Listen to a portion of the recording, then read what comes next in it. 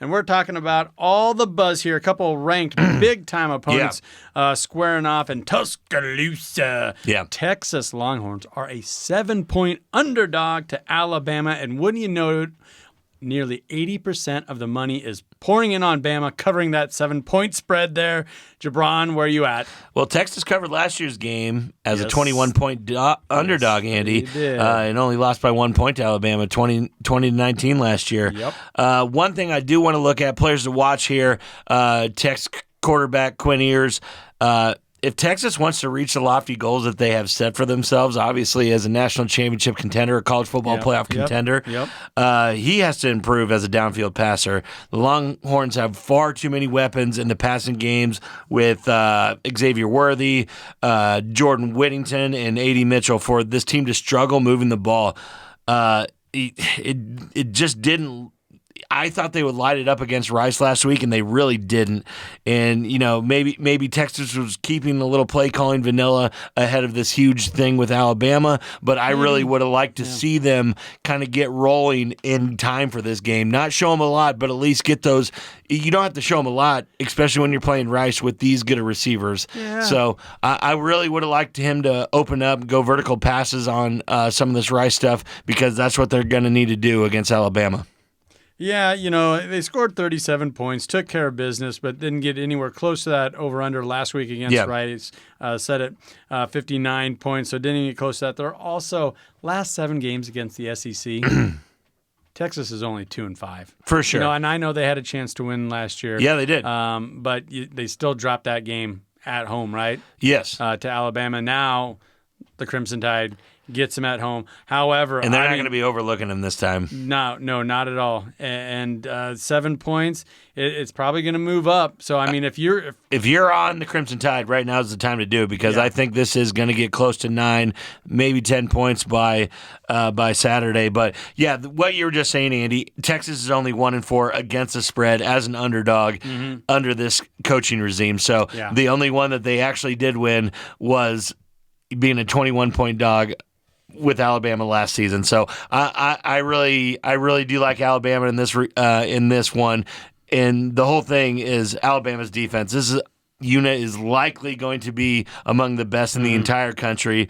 I really think that Texas is going to find it hard to move the ball against this defense. Yeah, and Texas hasn't necessarily been lighting it up as of late. And also Alabama, the under has hit 9 of their last games. I think that Alabama defense is going to give Texas fits. Yeah. I'm looking at this line moving up from 57.5. It's probably going to get closer to 59 once again. I'm probably going to like the under. Yeah, no. I'm like by myself betting the under every week. No, the under in this game, Andy, is good to down to 55 points.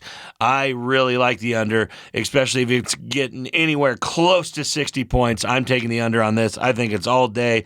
If the Crimson Tide are able to generate pressure without sending extra players to blitz and packages, that could allow the team for more, I just really believe they're going to be able to slow down this quote-unquote high-flying offense for the Texas Longhorns. So I really think the under's going to hit.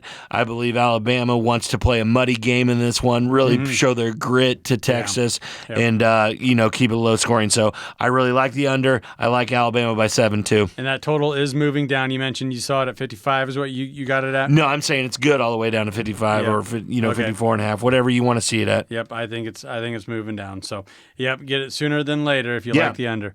All righty, let's move on to the game, the headline game, the biggest game of the weekend. So much intrigue. This is also the highest priced game as far as buying a seat. This is just freaking bonkers. Yeah. This is the 0-1 Nebraska Cornhuskers taking on the 1-0 mighty Colorado Buffalo. You might have heard they got a new coach. Yeah. They got some new star players.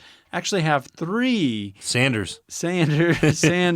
They got 3. Prime. They got 3 guys in the top 10 as far as Heisman hopeful votes right now. It's just unbelievable the run that Colorado is getting after just one win. I get it. It was a big win. It was a team that played for the title last year.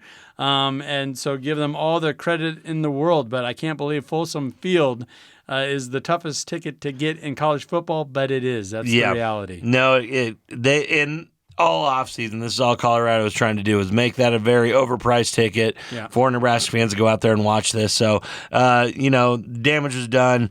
But now it seems that people want to actually go and watch Colorado. That wasn't the case before. Right. So, no, this betting line for this game has nearly moved 11 points since last Saturday, because we are over a touchdown favorite, Nebraska, before last Saturday. So with Colorado being a 3-point favorite right now, over/under sitting at 59. I just don't really know how to look at this, Andy. I just think that -3 for the Colorados is just too good to pass up. You think Colorado can cover that 3 at home? I really do. I think I saw it all the way up to 3.5, and I think our handle tweeted that out. It was at 3.5. Yeah. This line opened up in June. Nebraska was an 8.5-point favorite. So the Big Red roller coaster is already in full swing. Here we go. Big time point spreads like that, and just swing. You have 83% of the money though coming in on Colorado, and when it gets that lopsided, what usually happens?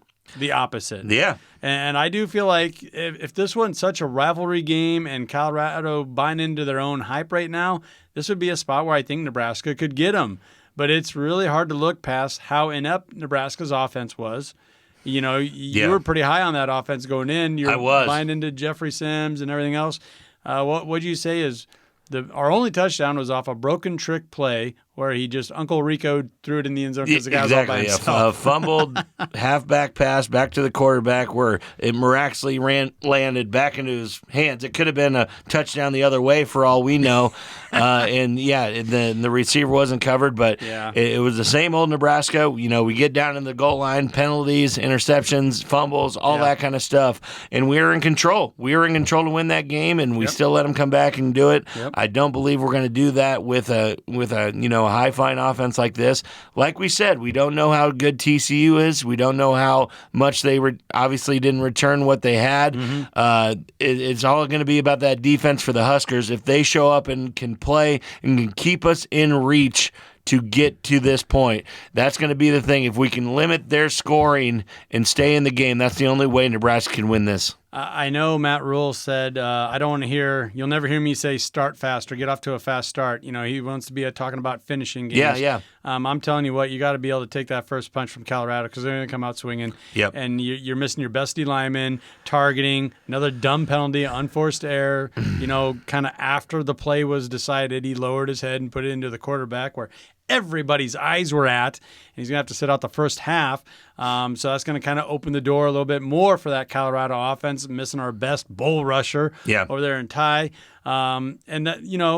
Look to the defense, too, for Nebraska. What was it? Heinrich had that pick in the end zone. Yep. Dropped it. So everybody, it's like all those Nebraska games from the past 5 years, there's enough blame to go around. So the offense can't point at the defense can't point at the offense. They all just hang their head and said, we're in this together, and we did it again. Yeah, for sure, Andy. And I'll give you really, a prop bet of the game or best bet of the game for this for me, right, Andy. Let's do it. And the Husker Nation's going to hate me, but there's an alternate spread on DraftKings right now at plus 190 where the Colorado is -9 to win this game. There's definitely a world where Colorado offense continues to buzz and scores 30 to 40 points, and Nebraska's offense doesn't come out again. Colorado wins 35-17 or something like that. There's definitely a world where that happens and covers that 9-point spread. So I like the plus 190 on DraftKings right now. That. My goodness, what a swing. Colorado can, I know. Big swing for me. That's my bad, folks. God dang it, I want to look at the under again here, but it's shifting upwards. It's going to get north of 60, isn't it? Yeah, it is, for sure. It's going to get north of 60, and I think you're going to have the majority of the money coming in on that over. Yeah, I think so. Just that Colorado can score a lot of points, and we really don't know because Colorado's defense is not very good. It's still sitting in there. No. So it could be a coming out party for Jeffrey Sims as well, as long with Sanders on the quarterback side for Colorado. Well, you know what? Everything you said there, I kind of agree with, but I'm telling you what, I hate that everything's going into Colorado, so I'm taking the points. Woo! Give me that 3 in the back pocket. Come on, Huskers. Yeah.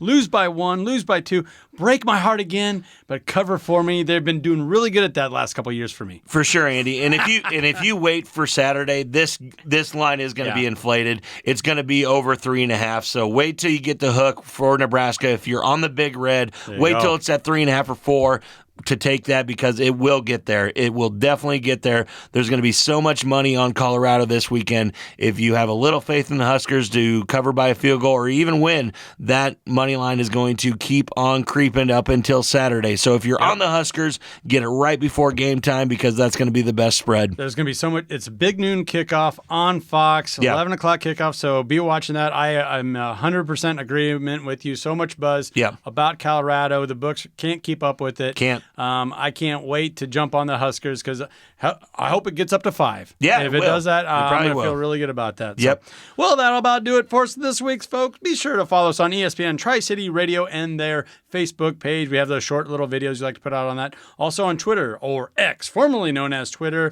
We're all over that, giving out daily pics and fun little videos. And our YouTube channel. Once again, thank you to all you guys out there that follow us on that watch those videos. We have over 2,000 subscribers. Woo! If you are so inclined, please subscribe, like. Yes. I love the comments, even the ones that are really dogging us after the fact, usually. Right. But I still love it. The interaction is always good to see in here. And we also got the daily free picks over there on TikTok for all you TikTokers out there. For Jabron, the Parlay Pounder, I'm Andy Klassen. Thank you for listening. This has been WTL.